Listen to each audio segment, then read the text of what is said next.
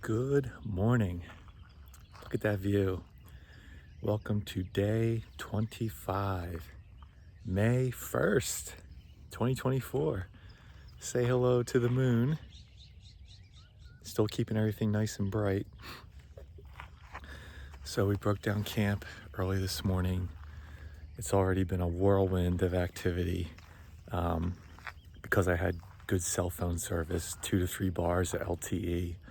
So all kinds of little minor issues popping up, all gear related, gear failure. What are you gonna do? So I'm monitoring it, but this has happened to me before. I think maybe my Thermarest, my Neo Air, may have a very, very slow leak, which is fine to deal with in the short term, but eventually that slow leak is gonna get worse.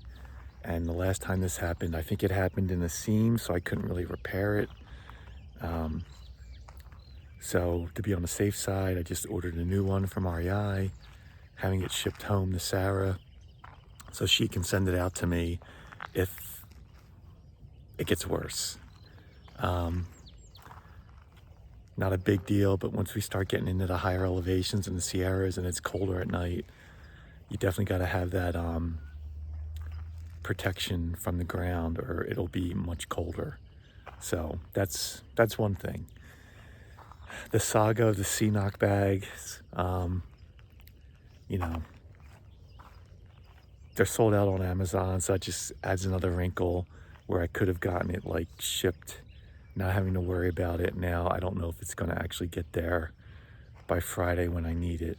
And the post office in Wrightwood is closed Saturday, so even though it's going to the hardware store, it's still going through the post office. So if it doesn't get there Friday, then it's not going to get there. Okay. Not a big deal, except my journey from Wrightwood to my next resupply is Tehachapi, 200 miles. I don't plan on stopping anywhere. From Mexico to Idlewild was like 175 miles. I'm totally comfortable going 200 miles with having everything I need. But not having the 3-liter C-Knock bag in the desert just adds a little complication. I'll deal with it, but slightly annoying. So there's that. I think everything else is good equipment-wise. So I'm starting to look at my trail runners, and I think they'll get to Tehachapi okay, but I think I'm gonna have Sarah send me out a new pair of Wildcats at Crest, so I can have a brand new set as I start getting closer to the Sierras. What a gorgeous day. It's a big day today. It's McDonald's, and I'm up early. So McDonald's breakfast, and then maybe McDonald's lunch. That's probably not a good idea, but who knows. There was already a report in Far Out that sadly the ice cream milkshake, whatever they don't do blizzards there, whatever they do there, McFlurries, it's down. Of course it's down. Why are they always down? But that's okay. So I'm gonna get going soon. I'm just gonna finish up this coffee. Oh, there should be trash there. I can throw out trash. There's a bathroom there. All kinds of exciting stuff happening about 8 miles down the trail. So we'll see you down there. One more look at this amazing morning. Oh, the one thing I forgot to mention, I hear a train. There were definitely, I don't know if it was one train just going all the way around the valley or if it was multiple trains. Probably the same trains I kind of heard at the I-10 intersection, but much louder here. The warning horn, whatever you want to call it, just went on and on and on. So yeah, people were commenting on Far Out that the further north you camp, the louder the train becomes. So I could still hear it here. It was, and I think it only woke me up once or twice, but yeah, be prepared for some train music.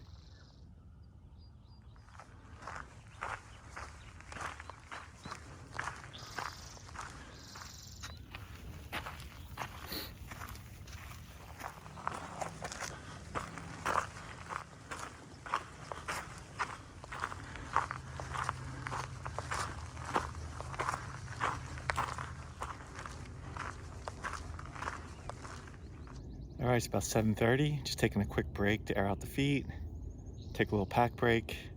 We got about 4.5 miles to Mickey D's. Looks like breakfast is on the menu.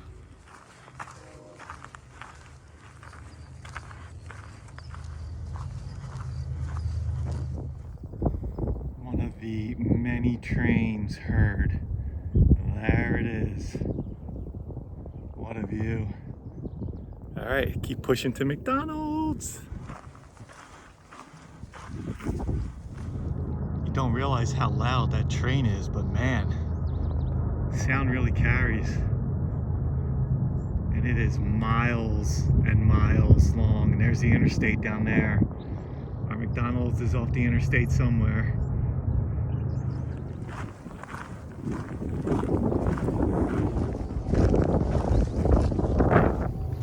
The trains do not stop. They just keep on rolling.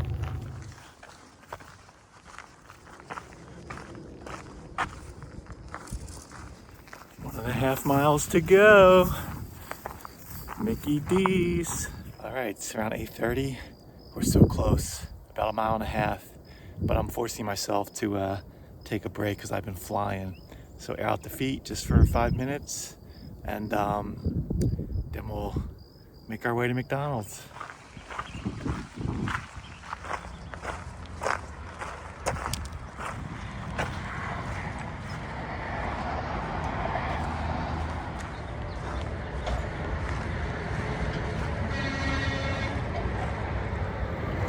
All right, so it looks like we got a bit of a road walk to the McDonald's, and then we're gonna come back this way and go under the underpass here on the interstate.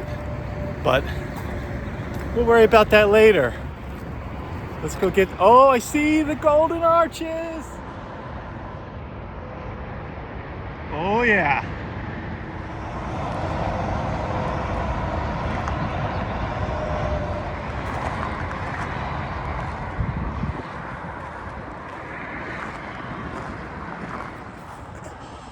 I am. 56 years, there's no rush. You get there. We made it. We got some food. We got some coffee. We've got some internet. I'm gonna chill here for a while. There's some other Thru-Hikers over on the far end, but yeah, just gonna hang out here and enjoy the Mickey D's. Maybe stick around for lunch. All right, we're wrapped up at McDonald's. Before we head back on the trail, gonna have some electrolytes, treat ourselves to some chips, and I got another smart water bottle to compensate for my busted C-knock. Could have had lunch at McDonald's, but don't want to push it because I'm sure we're gonna be climbing back up, and it's not gonna be pleasant with a full belly of hamburgers. So this is a nice compromise. Nice shady spot. We'll chill here for a little bit.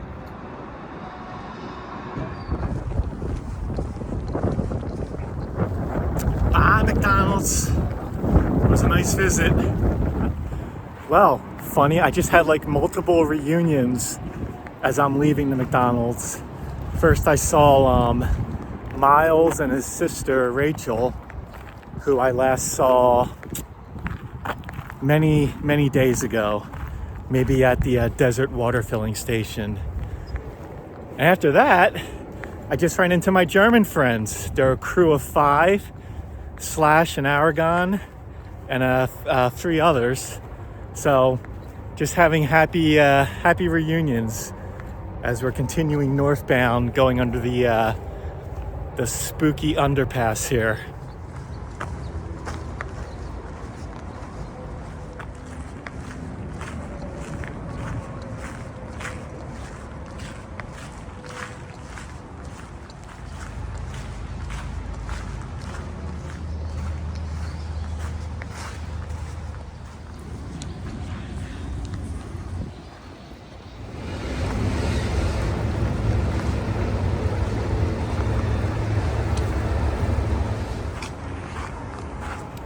Well, that was a bit of a mess getting out of there, but I think we're back on track now.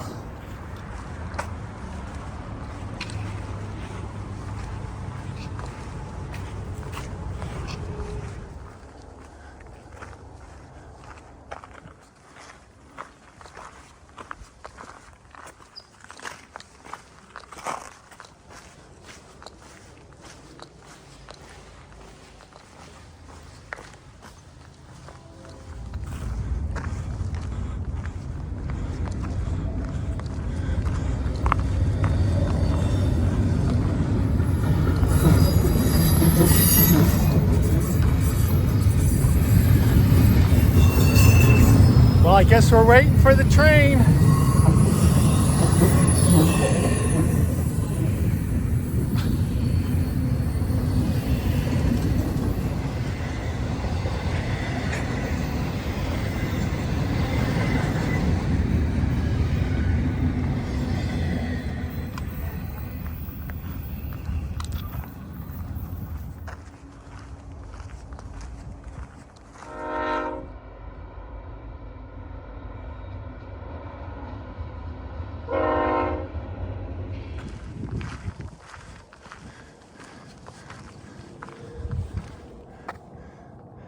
What a nice bench. If you're climbing on the PCT in the desert and you come upon a bench, you're damn right you're gonna sit on it. What a nice bench, what a nice view. The interstate and the train tracks are getting further away.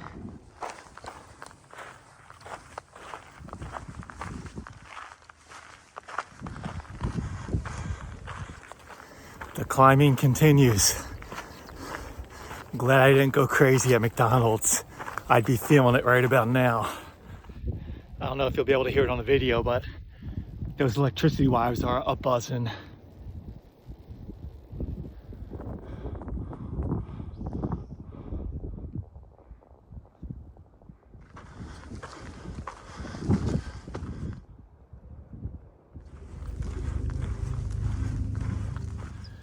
All right, we're about a half mile away from the water cache where I'm gonna load up on water. The group of 5 20-somethings were at the McDonald's. They passed me, then they took a break to dry out their gear, so I'm ahead of them, so I expect I'll see them again real soon.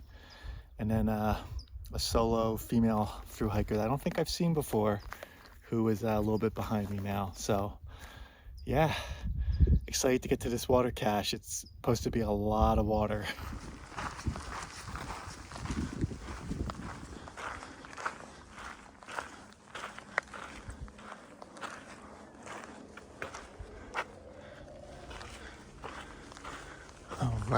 All right. Woohoo! All right, we are loaded up with 3, 6, 7.5 liters of water. We're gonna have 2 cups of tailwind and then we'll be on our way. Awesome. All right, we have officially signed the Thru-Hike Canyon logbook. Already had quite a few people for today in there, so let's keep going. All right, it's about 2:30. Man, we have been climbing. Obviously we're climbing out of Cajun Pass at the McDonald's, but the switchbacks, the elevation, the grade, like bumped up a notch right after we signed in at that Thru-Hike Canyon. Whew, these switchbacks are steep and we're carrying a lot of water. And man, oh man, whew, this is challenging. We're gonna be all right. We're gonna take breaks. We got plenty of water. We got neat energy. This is a tough one. To get to my campsite that I'm thinking about, unless I see something sooner, still have a little over 2 miles to go. Another 1,000 feet of elevation to gain. We're like, we're in the early 4,000s, like 4,100. We got to get up to like 5,200. So, whew. All right, we'll check in a bit. All right, here's our next section of climbing. Up. There's our interstate from this morning, much further away. Oh, look, another up. All right, 3:30, still climbing. I feel like people who get a belly full of McDonald's and start this might break some people. I really haven't seen any viable camping since the water cache. You're basically switchbacking. Some of the switchbacks are pretty aggressive elevation, especially for a stretch there. They've kind of mellowed out a little bit, but we're still getting some aggressive angles. But yeah, This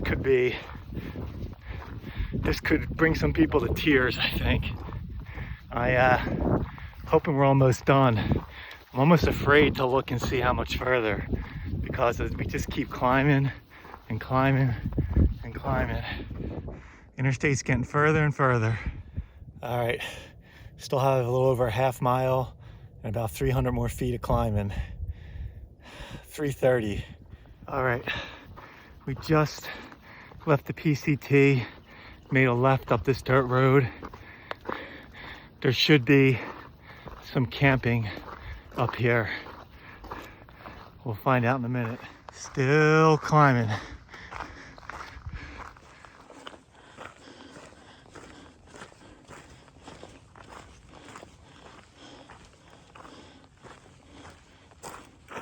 I feel like up here in this grass could work.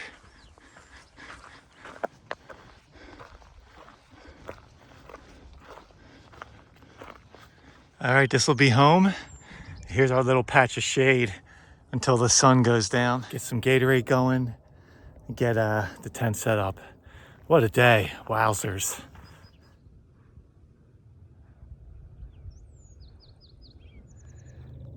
All right, we got the tent set up, we're in the shade. We're gonna charge some electronics, have some electrolytes while we wait for the sun to go down. Curiously, these two, this couple, an older couple, Thru-Hikers, just came by, but I came from that way, the trail's down there, and they came from the road here. So I just looked at the topo map, so yeah, I mean the trail does eventually reconnect with that road. So I guess taking the road is a little easier. So yeah, I guess that's just what they're doing. They're just taking the road. All right, so it's 4:30. It's still pretty bright out, but I'll try and keep the sunglasses off. So the key right now is just to keep everything in the shade. The stuff in the bear bin, the electronics, the waters. Just made some Gatorade. The water isn't ice cold, but it's not lukewarm. It's good, so we're digging that. And just wait for that afternoon sun to start cooling down. I'm gonna guess probably gonna have some neighbors. There was a big group of those 20-somethings behind me. There were a couple of other solo hikers behind me. And on far out, this is like the first campsite after that big climb, assuming you brought water. So they may continue on, or they may come here. Either way is fine. I'm thinking I'm high enough where I'll probably put the rain fly on later tonight. Hopefully it does get a little chilly. I'm guessing I'm probably gonna have cell service. I haven't checked yet. I gotta see what the totals are for the day, how far we are from Wrightwood. I have one more full day of hiking tomorrow, and I want to be set up to get into Wrightwood like in the morning for breakfast somewhere. There's a few breakfast spots, and I'll just hang out in town. I can't get into my room until 3. It's all remote access, and there's no laundry in town, so I'll have to do a sink or a tub laundry in my room, which is fine. So I can't even start that till 3. But I can do grocery shopping. The most important thing is go to the post office and get my packages. I can get more propane. Yeah, our next segment is going to be 200 miles from Wrightwood to Tehachapi. So I'm going to have a lot of packing to do. Make sure I can squeeze everything in there. It'll be fine. The water will be I think the biggest challenge. And maybe I can get a sea-knock bag before I leave Saturday afternoon, or maybe I can't, but it's fine. I'll be fine with an extra smart water bottle if I need to. That is the update. You're going to enjoy the view, which this view, just because of the way the shade is, I'm looking back at the interstate and the trains are still rolling. Yeah, a great day. Check in with a recap and figure out what we're going to do tomorrow. See who shows up. I guess one other thing, it's good to have another bug report. The bugs aren't bad. There's little flies flying around, but they're not like flying in my face, so that's fine. They're not biting. No mosquitoes.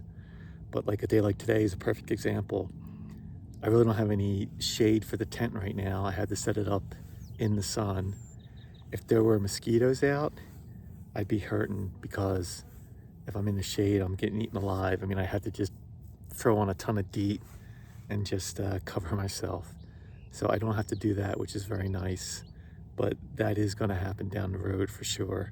But at least in the Sierras, there's more opportunity for trees and shade where you can just hang in your tent and not get eaten alive. So that's the trade-off. I carried up 7.5 liters of water. So basically each full bottle is 6 cups of water pretty much. And this guy is like 2 cups. So 2 cups of water and a Gatorade mix in this one. Each cup of coffee is 2 cups of water. And then most of my freeze-dried meals and dinners are 2 cups of water or less. So you start doing the math, and I have 3, 5, I have about 7 whatever you want to call it, 16 ounces of water, 7 different segments I can use for whatever. So I'm in good shape.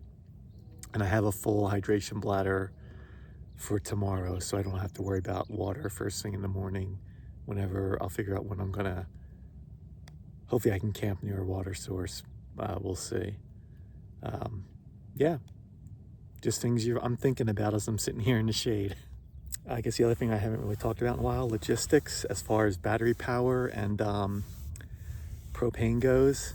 This is kind of a shorter segment, so I've got like not even 20 boils in. The propane is going to be fine, and I'll leave a half empty one in a hiker box or burn it off and get a new one to replace it. For the 200 miler, I'll have 2 full propanes.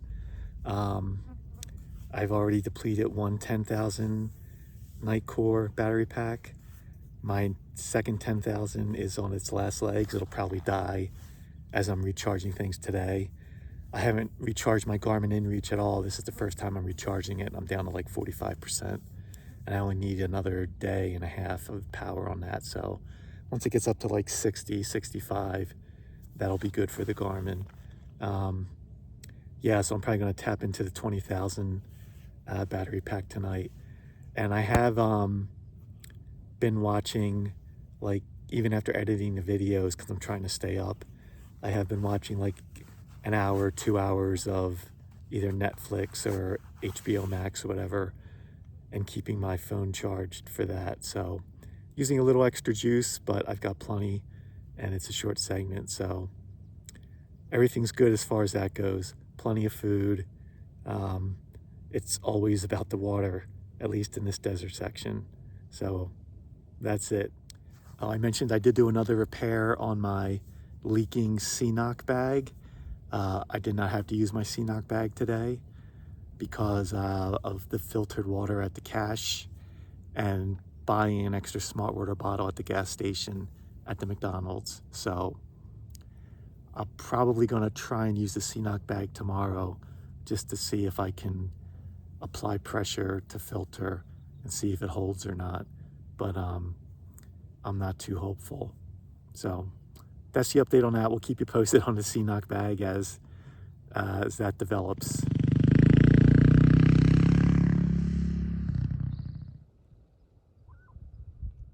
All right, a little wrap up for the day. It's getting close to 6:30. The sun's down enough where I can be comfortable in the tent. Had some more tailwind, had some jerky, some peanuts. Gonna figure out what's for dinner. We're at around 5,200 feet, I think. We did just shy of 18 miles. We have another 18 miles to the road where we hitch in the Wrightwood. So I want to get as close as possible to that tomorrow night. Once again, the issue will be water. It looks like there's going to be some snow melt either on the trail or on the road right next to the trail at around, I think it was 11 or 12 miles in. So as soon as we see a viable water source, I will scoop up everything I need for tomorrow night. And then there's some good camping opportunities. There's like 2 Forest Service campgrounds pretty close to each other. So I'll probably pick one of those and then have only like a 2 or 3 mile walk to the highway Friday morning. More good news found on Far Out. The Wrightwood Community Center is doing a PCT Thru-Hiker extravaganza breakfast at 8 a.m. Saturday. I can make that. Checkout's not till 11. I think I will go and check it out. So that's the update. We've had a couple of dirt bikes come by, but no other thru-hikers, surprisingly, but it could still happen. Yeah, great day. McDonald's, trains, climbing, water caches. Today had it all. So we'll see you in the morning for another day on the trail.